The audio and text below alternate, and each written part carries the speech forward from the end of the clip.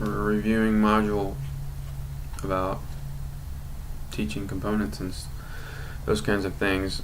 I enjoyed this week because, for one, I never knew how teachers got on and plugged in all the stuff they needed to do and created questionnaires for the kids. And after looking at the 3 favorite websites, my favorites were BrainPop, QA, which we were supposed to go through, and Edutopia.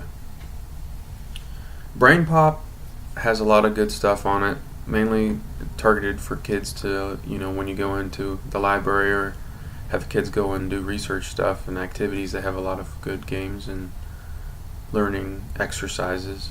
And QA has a lot of good stuff too. It's mainly for the professor or teacher to plug in what they need to do, and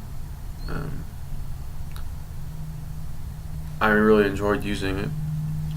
Edutopia is good as well. It is definitely for kids, and when you go there, you just kind of let them loose, I think. And there's a lot of good stuff on there.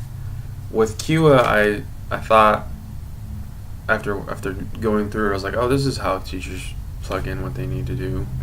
And it's about $199 for an annual subscription, which is a little steep. I don't know if teachers are compensated for that or not, and I would be a little weary if I was going to do it. But it is very handy and very useful and very, very quick and easy to use.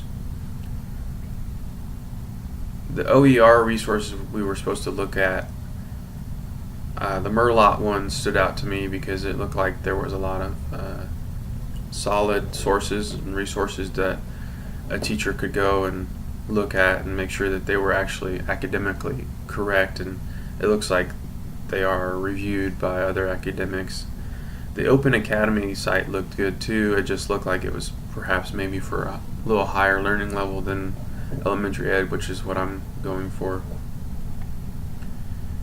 And yeah, that's what I took away from this week, and I enjoyed looking at QA probably the most because it seemed like it had the most benefits for a professor / teacher trying to plug in activities, create activities. And I actually used it for a hangman activity and a vocabulary activity, which is very easy to use. So thanks.